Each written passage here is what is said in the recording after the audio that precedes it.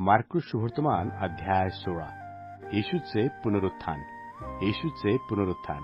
नंतर शब्बात गेल्यावर मग्दालिया मरिया, याकोबाची आई मरिया व सलोमे यांनी तिकडे जाऊन त्याला लावण्याकरिता सुगंध द्रव्ये विकत घेतली. आणि आठवड्याच्या पहिल्या दिवशी मोठ्या प्रातःकाळी सूर्योदयाच्या समयी त्या कबरेजवळ आल्या. तेव्हा त्या एकमेकीस म्हणत होत्या, कबरेच्या तोंडावरील धोंड आपल्याकरता कोण लोटील? त्यांनी वर पाहिले तो धोंड एकीकडे लोटलेली आहे असे त्यांच्या दृष्टीस पडले.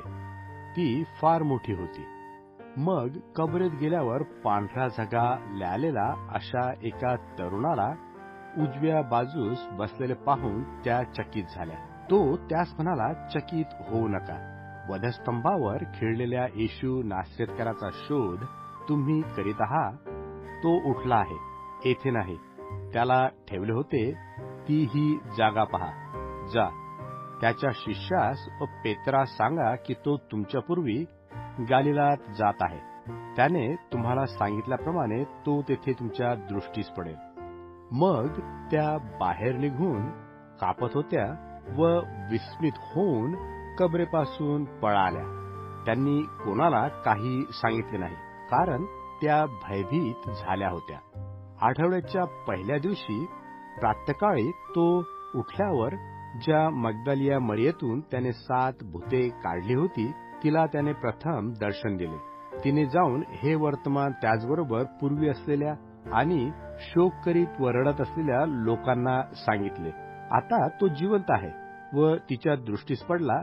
हे ऐकून त्यांनी त्या गोष्टीवर विश्वास ठेवला नाही. यानंतर त्यातील 2 जण बाहेरगावी चालले असता त्यास तो दुसऱ्या रूपाने प्रगट झाला. त्यांनी जाऊन इतरास सांगितले, तरी त्यांनी त्याचवर विश्वास ठेवला नाही. नंतर 11 जण जेवावयास बसले असता त्यासही तो प्रगट झाला. आणि ज्यांनी त्याला उठल्यावर पाहिले होते त्याचवर त्यांनी विश्वास ठेवला नाही. म्हणून त्याने त्यांचा अविश्वास व अंतःकरणाचे कठीणपण याविषयी त्यास दोष लावला. त्याने त्यास सांगितले की सर्व जगात जाऊन संपूर्ण सृष्टीला सुवार्तेची घोषणा करा. जो विश्वास धरतो व बाप्तिस्मा घेतो त्याचे तारण होईल.